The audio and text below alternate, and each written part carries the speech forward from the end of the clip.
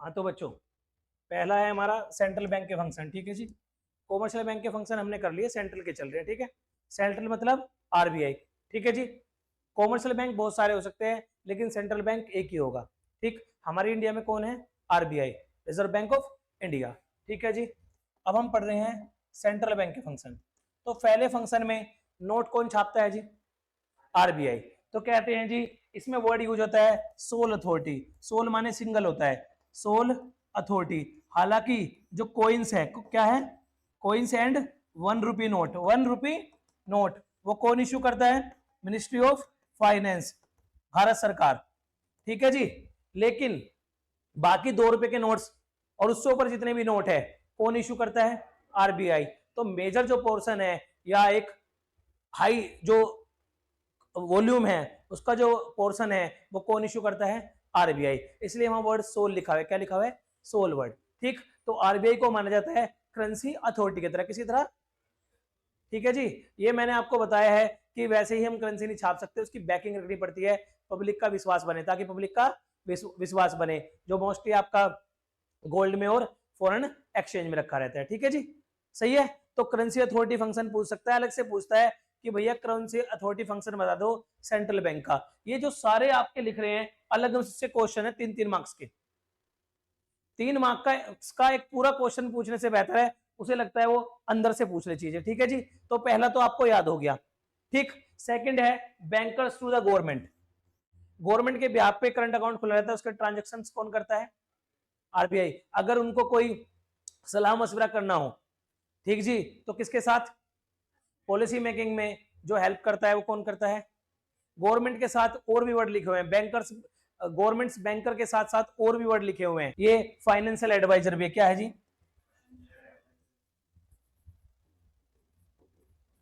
उसके साथ ये एजेंट भी हैं। क्या है जी? एजेंट भी है। तो ये 3 चीज आपने जरूर लिखानी है। गवर्नमेंट बैंकर्स बैंक मतलब गवर्नमेंट्स बैंक, फिर आपने फाइनेंशियल एडवाइजर है गवर्नमेंट के, जो भी पॉलिसी पे चेंज होने हैं, जो भी आपको, जैसे नोटबंदी हुई थी तो आरबीआई को कंसर्न में लिया गया होगा, राइट। ठीक, इस तरह की कोई भी गवर्नमेंट अगर डिसीजन मेकिंग या गवर्नमेंट को कोई भी और ट्रांजेक्शन पे डिसीजन मेकिंग लेनी है, फाइनेंस अरेंजमेंट पे डिसीजन मेकिंग लेनी है, किसी बोरिंग्स पे लेनी है, बाकी किसी एडमिनिस्ट्रेटिव पर्पज में फाइनेंस की जो कोई वो लेनी है एडवाइस, तो वो किससे लेंगे? आरबीआई से। किससे लेंगे? आरबीआई से। तो एडवाइजर भी है बैंक, गवर्नमेंट बैंक के लिए, गवर्नमेंट के लिए, ये एजेंट भी है गवर्नमेंट के ब्याह पे काम करने वाले। ठीक है जी, और ये वैसे इंडिपेंडेंट बॉडी है। क्या है जी? Indian body. ये अंडर कॉर्पोरेशन होते हैं जो अलग से एक्ट के थ्रू बनते हैं। ठीक है, इसका एक्ट कौन सा है? आरबीआई का एक्ट है 1934, एस्टेब्लिशमेंट डेट है 1 अप्रैल 1935। ठीक है जी, ये हो गया गवर्नमेंट बैंक का। फिर थर्ड क्या है जी? Bankers bank and supervisor. Bankers bank and supervisor, इसको लिखो, ये काफी इंपॉर्टेंट है जी, काफी इंपॉर्टेंट है। बैंकर्स बैंक यानी कि बैंकों का बैंक, इसके बारे में बात हो रही है। कॉमर्शियल बैंक, किसके बारे में बात हो रही है? कॉमर्शियल बैंक के लिए बैंकों का काम करेगा। मतलब कॉमर्शियल बैंक को बैंक की तरह किसी के साथ डील करना है तो किसके साथ करेंगे? सेंट्रल बैंक के साथ। किसके साथ? इसी में एक फंक्शन आता है बहुत famous, lender of last resort. क्या आता है? Lender of last resort. जब फाइनेंशियल क्रंच आ जाए किसके पास? Commercial bank. किसके पास? कॉमर्शियल बैंक के पास कोई फाइनेंशियल क्रंच आ जाए, दिक्कत में आ जाए कॉमर्शियल बैंक, कोई फाइनेंशियल क्रंच आ जाए, ठीक है, एक ऐसे एक क्वेश्चन देता है कि सारे लोग पैसे मांगने आ गए और आरबीआई, इसमें कॉमर्शियल बैंक में फाइनेंशियल क्रंच आ गया, बताए क्या करे कॉमर्शियल बैंक? तो कॉमर्शियल बैंक किसका दरवाजा खटक रहा है? आरबीआई का, as lender of last resort. Lender of last resort. तो ऐसा कोई भी फाइनेंशियल क्रंच का इस तरह की कोई भी इशू आ जाए, ठीक है, तो कॉमर्शियल बैंक किसको अप्रोच करेगा? आरबीआई को। तो आपका जो बैंकर्स बैंक है, जो बैंकर्स बैंक है उसमें कितने हेडिंग है जी? 3 हेडिंग। पहली हेडिंग अलग है आपके में, कस्टोडियन ऑफ कैश रिजर्व, उसको मैं समझा रहा हूं, ये मैं समझा चुका। लेंडर ऑफ लास्ट रिसोर्ट, अगर कोई भी फाइनेंशियल इमरजेंसी है, क्या है? फाइनेंशियल इमरजेंसी, तो उसके केस में कॉमर्शियल बैंक किसको अप्रोच करेंगे? सेंट्रल बैंक को। यानी कि वो आपको क्वेश्चन घुमा घुमा के देता है, अगर कहीं भी फाइनेंशियल क्रंच की तरह इशारा कर रहा है कॉमर्शियल बैंक के लिए, तो आपने उसमें पॉइंट लिखना है लेंडर ऑफ लास्ट रिसोर्ट वाला। ठीक है जी, उसके तहत कहां अप्रोच कर सकता है कॉमर्शियल बैंक? आरबीआई को। ठीक है, समझ आई बात? नहीं आई? हाँ जी, समझ आ रही है बात। फिर है सेकंड, मैंने दो तरह के बताए थे आपको, एक होता है लीगल रिजर्व रिसर्व, क्या वर्ड होता है, उसमें दो चीज आती है जी, एक आता है CRR, क्या आता है, ये 3 से 4% होता है, और एक होता है SLR, ये 18 से 21% के आसपास होता है। ठीक है जी, तो आपका CRR कैश रिजर्व रेशो क्या होता है, ठीक है, आपने कुछ हिस्सा, मान लो आपके पास डिपॉजिट आए 100 रुपए, डिपॉजिट आए 100 रुपए, तो आप सारा का सारा इसे लोन में कन्वर्ट नहीं कर सकते, लोन में 100 रुपए नहीं बांट सकते, इक्वल नहीं हो सकता।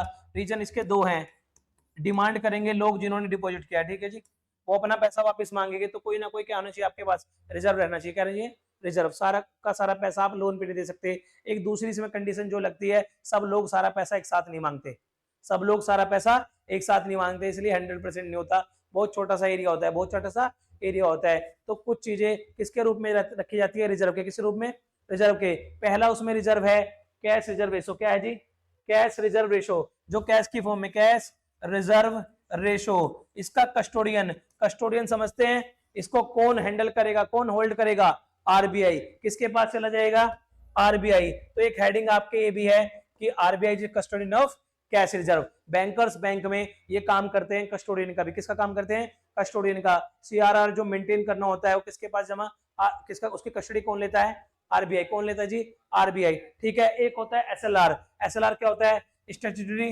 Liquidity reserve. ये लिखना रखना पड़ता है बैंक को, किसमें, अपने लिक्विड फॉर्म में, किसमें रखना पड़ता है, लिक्विड एसेट में, किसमें रखना पड़ता है, लिक्विड एसेट में, cash and cash equivalent, cash and cash equivalent, liquid होती है जिन्हें हम जल्दी से कैश में कन्वर्ट कर सके। ठीक है जी, तो इससे क्या हो जाता है, एक मेंटेन हो जाती है फाइनेंशियल स्टेबिलिटी, क्या मेंटेन हो जाती है, एक गुड फाइनेंशियल हेल्थ, ताकि आप मेंटेन कर पाए बैंकिंग ट्रांजेक्शन, मेंटेन कर पाए बैंकिंग ट्रांजेक्शन। ठीक है जी, उसमें से ये जो LLR है, आपको वर्ड LLR ही देगा मोस्टली, क्या देगा, LLR। ठीक है, legal reserve ratio, legal reserve ratio ये वो हिस्सा है जिसको आप किसकी तरह नहीं बांट सकते, लोन की तरह, किसकी तरह नहीं बांट सकते, लोन की तरह, ये लोन की तरह नहीं बांटना है। ठीक है जी, इसको लोन की तरह नहीं बांटना। अगर मैं अज्यूम कर लूं, चलो आपके में 10-20% इस तरह से लेता है, अज्यूम कर लूं मैं, मेरे पास डिपॉजिट आए कितने, 100 रुपए के, कितने आए, मैंने कहा LLR है 10%, LLR है कितना, आप नहीं बांट पाओगे लोन में, 10 रुपए, 100 का 10%, कितना आप नहीं बांट पाओगे, कितना आप, यानी कि इतना रिजर्व करना है, तो लोन में कितना रुपए दे पाओगे, 90, कितना दे पाओगे, कैसे करना है, जो भी आपका डिपॉजिट है उसमें से क्या घटा देना है, LLR, क्या घटा देना है, क्या आ जाएगा, लोन अमाउंट, क्या आ जाएगा, समझे या नहीं समझे। ये क्यों करना होता है लीगल रिजर्व रेशो, क्योंकि ताकि आप क्या कर पाए, बैंकिंग ट्रांजेक्शंस मेंटेन कर पाए। क्लियर, नोट क्लियर, सही आएगी बात समझ में, ठीक है, कोई दिक्कत तो नहीं है। ठीक है जी, फिर इसका क्रेडिट क्रिएशन में बहुत काम है, ये आपको बिल्कुल पता होना चाहिए कि LLR क्या करता है, LLR क्रेडिट क्रिएशन को रिस्ट्रिक्ट करता है, क्या करता है, LLR क्रेडिट क्रिएशन को रिस्ट्रिक्टेड करता है। जितना ज्यादा LLR होगा उतना कम लोन बांट पाएंगे, चेक कर लो यहीं सामने, जितना LLR ज्यादा रखने को कहोगे, जितना रिजर्व ज्यादा रखने को कहेंगे, उतना हम क्या बांट पाएंगे, लोन अमाउंट कम। समझ आ रही बात, नहीं आ रही, मैं कहूं 100 पे 10% है तो कितना बांट पाओगे, 90। अगर मैं कहूं 20% है तो कितना बांट पाओगे, 80। 100 में से 20 रुपए निकालो किसके, रिजर्व के नाम के, और कितने बांटोगे, 80। अगर मैं कहूं 30% है, 70। तो जैसे जैसे तुम्हारा LLR बढ़ रहा है, वैसे वैसे तुम्हारा लोन बांटने का प्रोसेस, जिससे मनी बनेगी, मनी से मनी बनती है, पैसा रोटेशन होने का कॉन्सेप्ट, क्रेडिट क्रिएशन यानी कि ज्यादा क्रेडिट देने का कॉन्सेप्ट, लोन की फॉर्म में पैसा बांटने का कॉन्सेप्ट कॉमर्शियल बैंक के लिए रिस्ट्रिक्ट हो रहा है, हो रहा है नहीं हो रहा है। LLR हाई हो रहा है तो क्रेडिट क्रिएशन लो होगा। क्रेडिट क्रिएशन किसके थ्रू होता है, लोन के थ्रू ही तो होगा। जो पैसा घूमेगा लोन के थ्रू, उससे क्या होता है, ये कहते हैं सारा पैसा बैंक के थ्रू घूम रहा है, अजम्पशन होती है इसकी, सारा पैसा बैंक के थ्रू जा रहा है। कोई भी इंसान जो ट्रांजेक्शन कर रहा है बैंक के साथ कर रहा है, तो इस अजम्पशन के बेस पे कहते हैं कि पैसा घूम रहा है किसमें, लोन की फॉर्म में, फिर वापस आ जाता है डिपॉजिट की फॉर्म में। ठीक, तो वो सारा घूम घूम के जितना कम LLR होगा, जितना कम LLR होगा, लीगल रिजर्व रेशो जितना कम होगा, उतना हाई क्रेडिट क्रिएशन होगा, उतना हाई क्रेडिट क्रिएशन होगा। ये बात मैं अगले कॉन्सेप्ट में प्रूव भी कर दूंगा, अगले कॉन्सेप्ट में क्रेडिट क्रिएशन कराते वक्त प्रूव भी कर दूंगा। ठीक है जी, ये क्रेडिट क्रिएशन यहीं से बनेगा। ठीक, LLR अगर कम है तो लोन ज्यादा, LLR कम तो यानी कि LLR और क्रेडिट क्रिएशन, LLR और क्रेडिट क्रिएशन सीसी लिख दो जी, क्रेडिट क्रिएशन को। ये कैसे रिलेशन में है? इनवर्स। कैसे जी? इनवर्स रिलेटेड है, मतलब अपोजिट। मतलब अगर एलएलआर हाई है, एलएलआर हाई है तो सीआरआर सीसी लो, सीसी कम होगा। अगर एलएलआर कम है जी तो सीसी ज्यादा होगा। इसको आप कॉपी कर सकते हैं, ठीक है। जिससे पहले पढ़ा हमने लेंडर ऑफ लास्ट रिसोर्ट। क्या पढ़ा? Lender of last resort. After that क्या पढ़ा हमने? क्या पढ़ा उसके बाद? Custodian of cash reserve. जो CRR cash reserve ratio maintain करना पड़ेगा, जो लोन की फॉर्म में नहीं बटेगा, ठीक है। उसमें दो टुकड़े होते हैं, एक एसएलआर, एक सीआरआर। सीआरआर किसके पास रखा जाएगा? आरबीआई के पास। एसएलआर किसके पास होता है? बैंक के पास ही होता है, कॉमर्शियल बैंक के पास, in form of liquid asset, in form of liquid asset, ठीक है जी। वो पूरा हिस्सा मिला के बनता है एलएलआर। क्या बनता है जी? Legal reserve ratio, legal reserve ratio. Clear है जी? अब मैंने कहा जितना एलएलआर हाई होगा उतना हमारा लोन की फॉर्म कम होगी, उतना क्रेडिट क्रिएट कम होगा, उतना क्रेडिट कम बांट पाएंगे, उतना क्रेडिट क्रिएशन कम कर पाएंगे। एलएलआर अगर लो है तो विपरीत, सीसी क्या होगा? क्रेडिट क्रिएशन क्या होगा? हाई। कैसे रिलेशन है? इनवर्स। कैसे रिलेशन है? इनवर्स। क्लियर और नॉट क्लियर? ठीक, मैं बिल्कुल इसको आपको ना अभी एक्सप्लेन कर दूंगा। लास्ट फंक्शन क्या है जी बैंकर्स बैंक का? As a clearing house. As a क्या होता है? कॉमर्शियल बैंक के आपस में ट्रांजैक्शन चलते रहते हैं जी, bank to bank, bank to bank. RBI के पास इनके खाते होते हैं जी, आरबीआई के पास इनके अकाउंट होते हैं। क्या होते हैं? आरबीआई के पास इनके अकाउंट होते हैं। जो भी दो अकाउंट के बिटवीन एंट्री होती है, दो कॉमर्शियल बैंक के बिटवीन जितने भी ट्रांजेक्शन होते हैं डेबिट क्रेडिट के, वो कौन कराता है?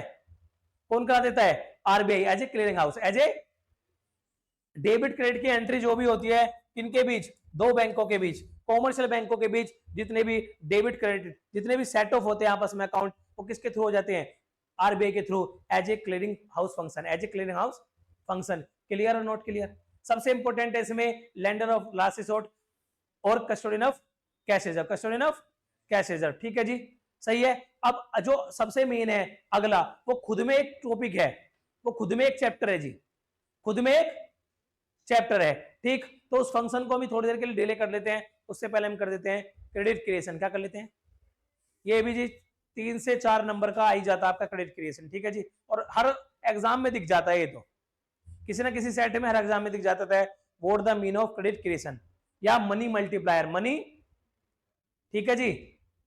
क्या होता है जी आपका लीगल रिजर्व रेशो? क्या होता है जी? लीगल रिजर्व रेशो, ठीक। मैंने कहा अगर मान लो ये 50% है, कितना बताओ? ये 50% है तो लोन कितना होगा? 50%। क्या? अब ये जितना हाई होगा उतना क्रेडिट क्रिएशन कम होगा, ये बात तो समझोगे। और जितना ये कम होगा उतना क्रेडिट क्रिएशन ज्यादा होगा। ये कैसे प्रूव होता है? ये कहते हैं 1/LLR। क्या कहते हैं? 1/LLR। इसे कहते हैं क्रेडिट मल्टीप्लायर। क्या कहते हैं? क्रेडिट मल्टीप्लायर और मनी मल्टीप्लायर, और मनी मल्टीप्लायर। कैसे काम करेगा जी? अभी बताता हूं। अब एक बात ध्यान रखना, अज्यूम करो एलएलआर है 10%, कितना? मैं इसे लिखता हूं 1/10%, 1/LLR परसेंट में। परसेंट हटाने के लिए क्या करना पड़ता है? परसेंट हटाने के लिए क्या करना पड़ता है? इंटू 100, इंटू, भाई परसेंट यहां से हटाओगे तो ऊपर, इंटू 100, 100 डिवाइड बाई 10 कितना हो गया? 10 टाइम। कितना हो गया? ये टाइम्स में जो बता रहा है, ये बता रहा है अगर आपका एलएलआर 10% है तो आपका जो मैक्सिमम मनी मल्टीप्लाई हो सकती है, जो क्रेडिट मल्टीप्लाई हो सकता है, वो 10 टाइम हो सकता है। कितने टाइम हो सकता है? कितना हो सकता है? कितना हो सकता है? कैसे काम करता है? 1/LLR, 1/, समझ में आ रही है बात? 1/LLR, नहीं समझे? समझे? 1/LLR क्रेडिट मल्टीप्लायर है, मनी मल्टीप्लायर का जो नियम है वो है जी 1/LLR, 1/, ठीक है जी। अब ये जितना कम से डिवाइड होगा उतनी वैल्यू हाई आएगी, नहीं आएगी? मैं एग्जांपल लेता हूं, केस 1 10%, केस 2 20%, केस 3 50%। एक बार मेरे साथ चलो जी, मेरे साथ चलो जी, इसे यहां पुट करते चलो 1/10%। परसेंट हटाने के लिए मल्टीप्लाई में 100, ये तो आपको याद भी हो जाएगा। अगर 10 से डिवाइड हो रहा है तो ऊपर 100 मान लो, 10 टाइम 20 से 100 divide by 20 5 time, 100 divide by 50 2 time, 100 divide by 50 2 time. समझ में आ रही बात, नहीं आ रही? उन्होंने बताया क्रेडिट मल्टीप्लायर ये है जी 1/LL, 1/, समझे नहीं समझे मेरी बात? अब मैंने इसको पुट करके दिखाया, मैंने आपको बताया था इनवर्सली रिलेटेड है, क्या है जी? अब मैं तुम्हें एक और बताता हूं, तुम मुझे ये बता दो बस, एक मल्टीप्लायर कितना बनेगा? पहले केस में बनेगा 10 टाइम, कितना बनेगा? कर लोगे नहीं कर लोगे? ये तो सिंपल है जी, परसेंटेज हटाया, मैंने बता भी दिया कैलकुलेशन सोल्व करने के लिए। या ऊपर सीधा 100 मान लो, ऊपर सीधा, क्योंकि परसेंट हटाते हैं ना बेटे, परसेंट में है तो परसेंट हटाने के लिए पॉइंट में आएगा ना ऊपर, 0.10, पॉइंट हटाने के लिए ऊपर मल्टीप्लाई करनी पड़ेगी, तब ये क्या होगा? डिवाइड होगा। ठीक है जी, नहीं समझ रहे? बेसिक मैथ है ना, क्लियर है ये बात? तो आपने ये 10 टाइम्स, किसी को दिक्कत आ रही तो मैंने बता दिया भैया, ये ऐसे लिखेंगे पॉइंट, ये ऐसे, ये पॉइंट दो डिजिट पहले है हटाने के लिए, फिर भी क्या आ जाएगा? 100 डिवाइड बाई 10 टाइम आ जाएगा। अब अगर 20% है तो वही 100 डिवाइड बाई 20, 100 डिवाइड बाई, अब तो पक्के हो गए, कितना? 5 टाइम, कितना? अगर ये 50 है तो 100 डिवाइड बाई 50, कितना? 2 टाइम। देखो जैसे जैसे तुमने एलएलआर की वैल्यू बढ़ाई, परसेंटेज बढ़ाया, वैसे ही तुम्हारा मल्टीप्लाई कम हो गया। पहले मल्टीप्लाई कितने टाइम हो रहा है? 10 टाइम। कितने? इसका मतलब ये है तुम ज्यादा लोन बांट पाओगे, 10% सेव करोगे, 90% को रोटेट करोगे, फिर अगली बार 10% को सेव करोगे। तो ऐसे ऐसे करके आप इसे मैक्सिमम 10 बार मल्टीप्लाई कर सकते हो। कितना? जितना भी तुम्हारा डिपॉजिट होगा, जितना भी तुम्हारा इनिशियल डिपॉजिट होगा, उसे अगर 10% के रेट से एलएलआर है, कितने रेट से? 10% के रेट से एलएलआर है, तो तुम उसे कितना मैक्सिमम टाइम कर सकते हो? 10 टाइम। कितने टाइम कर सकते हो? अगर 20% तो कितने टाइम कर सकते हो? और अगर 50% तो कितने टाइम कर सकते हो? अब मैं तुम्हें एक एग्जांपल देता हूं प्रॉपर। ये एग्जांपल है जी, मान लो मेरा इनिशियल डिपॉजिट, बैंक में पैसा आया, इनिशियल बैंक डिपॉजिट, समझते हो मेरी बात? 1000, कितने आए? 1000 आए जी। इसे मल्टीप्लाई करके दिखाना है आपने। 1000 आए, इसे कहते हैं इनिशियल डिपॉजिट। क्या कहते हैं? 1000 रुपए आए। अब मैंने कहा एलएलआर है 10%, एलएलआर है, बताना ये मनी कितने टाइम मैक्सिमम हो जाएगी मल्टीप्लाई? बताओ मनी मल्टीप्लायर क्या है इसका? मनी मल्टीप्लायर है, क्रेडिट मल्टीप्लायर क्या होता है? 1/1/, एलएलआर 1/, कैसे निकालोगे? 1/LLR, 1/, कितने टाइम होगी मनी ये? 10 टाइम। कितने होगी? 10 टाइम। आए कितने हैं? 1000। आए कितने?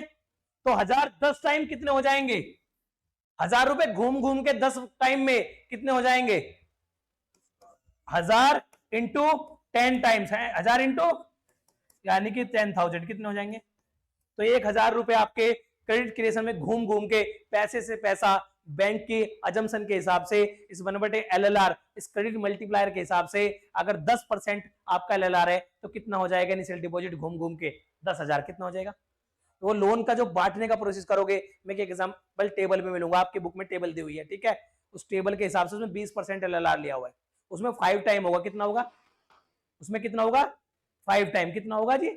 5 टाइम। कुछ पैसा तो रिजर्व में हो जाएगा, कुछ पैसा तो रिजर्व में हो जाएगा, और कुछ पैसा किसमें पहुंच जाएगा? लोन में। किसमें पहुंच जाएगा? लोन में। मगर ये टोटल कितना हो जाएगा? 10,000। कितना हो जाएगा? तो जी आज से मनी मल्टीप्लायर और क्रेडिट मल्टीप्लायर क्या है आपके लिए? क्या है जी? 1/LLR, 1/LLR। और क्रेडिट क्रिएशन क्या है? क्रेडिट क्रिएशन क्या है? यही इस मनी मल्टीप्लायर 1/LLR में क्या कर दो? Multiply initial deposit. क्या कर दो जी? Initial deposit. वो आपसे पूछता है, आप एक्सप्लेन कर दो क्रेडिट क्रिएशन के प्रोसेस को। क्या एक्सप्लेन कर दो?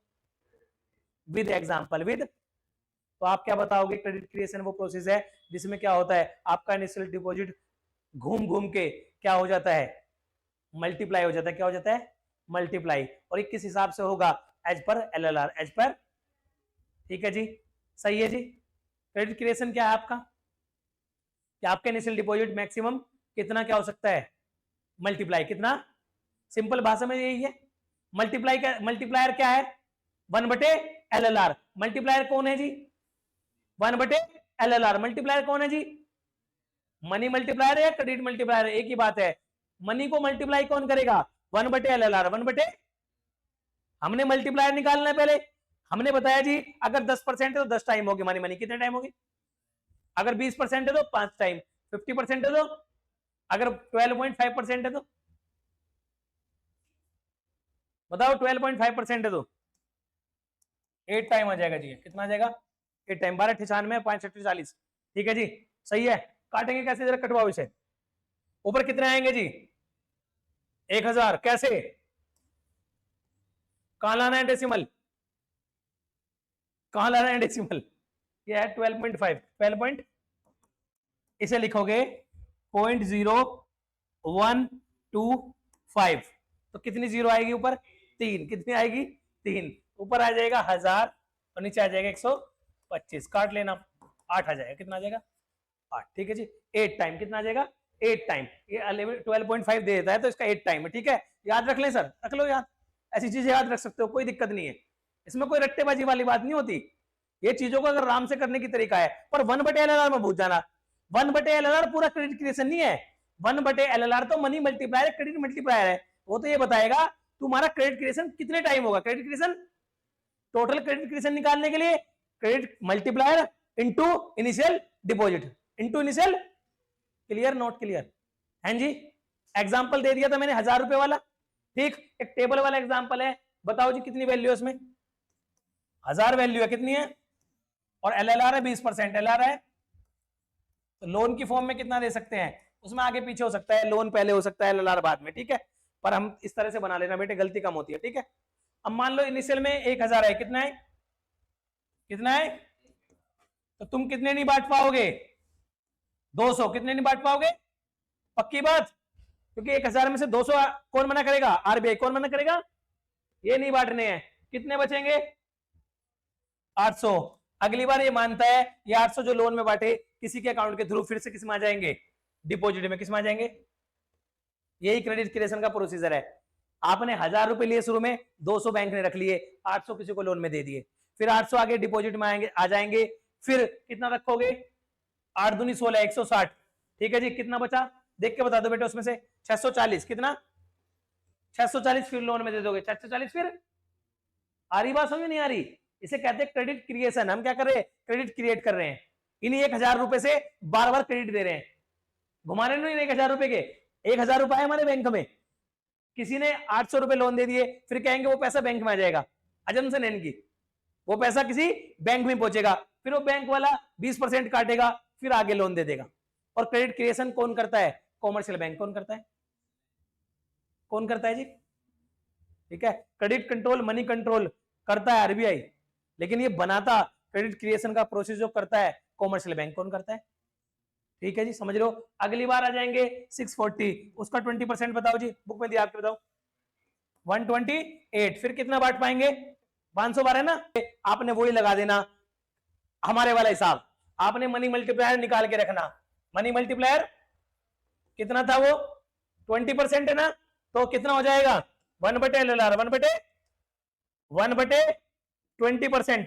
परसेंट ना लेके मल्टीप्लाई 100/20, 5 टाइम। कितने टाइम हो जाएगा, 5 टाइम। कितने टाइम हो जाएगा, क्लियर और नॉट क्लियर, 5 टाइम हो जाएगा टोटल। तो आप सीधे आना, ये जो आपके 1000 चले थे, लास्ट में आते आते 1000 इंटू 5, 1000 इंटू ये हो जाएंगे 5000। कितने हो जाएंगे, टोटल मल्टीप्लीकेशन होगा 5000, उसमें से 20%, उस 5000 का 20%। लास्ट में फिगर भूल भी जाओ तो याद रखना क्या करना है, ये 5000 टोटल वाली में आएगा। किसमें आएगा, टोटल मल्टीप्लाई किसमें करना है, टोटल वाली कॉलम में। किसमें करना है, 1/LLR का जो रिजल्ट आएगा, जो टाइम्स में रिजल्ट आएगा क्रेडिट क्रिएशन का, वो, और क्रेडिट मल्टीप्लायर का वो किसके साथ करना है, इनिशियल डिपॉजिट किसके साथ करना है, 1000 इंटू 5, 1000 इंटू कितना हो जाएगा टोटल, 5000, उसमें से 20%, 5000 का 20% होता है 1000। कितना होता है, 1000 किसमें पड़ा होगा, रिजर्व में। किसमें पड़ा होगा, और बाकी का 4000 कहां चला गया होगा, लोन में। आई बात समझ में? ये आपकी टेबल है, ये आप एग्जाम्पल बता देना, उसे 1/LLR बता देना। ठीक है जी। इसमें इनिशियल डिपॉजिट कितना माना है हमने? 1000। कितना माना है? हमें दो चीज चाहिएगी, इनिशियल डिपॉजिट एक LLR बस। उसके आधार पे हम क्या बता देंगे? प्रोसेस ऑफ क्रेडिट क्रिएशन, इसे कहते हैं प्रोसेस ऑफ क्रेडिट क्रिएशन। ठीक है जी। ये कहते हैं जितना ज्यादा लोन में बांटोगे उतना ज्यादा क्रिएट होगा, उतना ज्यादा क्रेडिट क्रिएट होगा, उतनी ज्यादा मनी मल्टीप्लाई होगी। ठीक है जी। ये सेम तरह की चीज आपके आएंगी चैप्टर 8 में, इन्वेस्टमेंट मल्टीप्लायर के नाम से। किसके नाम से? बिल्कुल यही रूल है वहां भी, बस थोड़े से ना लॉजिक तो सेम ही है, बस वर्ड चेंज हो जाएंगे, वहां वर्ड चेंज हो जाएंगे। ठीक है जी। इन्वेस्टमेंट मल्टीप्लायर के नाम से भी आती है चीज चैप्टर 8 में। तो इसको थोड़ा सा, किसी को डाउट है? भी दिक्कत आ रही है? दिक्कत आ रही है? क्रेडिट क्रिएशन क्या है? एक प्रोसेस है कॉमर्शियल बैंक के द्वारा जो इनिशियल डिपॉजिट को मैक्सिमम कितने टाइम क्या कर सकते हैं, कितने टाइम क्या हो सकता है? मल्टीप्लाई। कितने टाइम मल्टीप्लाई होता है? वही क्या कहलाता है? हमारा क्रेडिट क्रिएशन। ठीक है जी। इसमें मनी मल्टीप्लायर क्या है? 1/LLR। Deposit multiplier, money multiplier या क्रेडिट मल्टीप्लायर, एक ही बात है जी।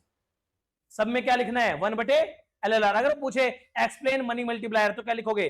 1/LLR। 1/, किसके बारे में बताना है? वही इनवर्स रिलेटेड है ना? एग्जाम्पल लेके बता देना, इतने टाइम आएगा, वो केस 1, केस 2, केस 3 बता देना।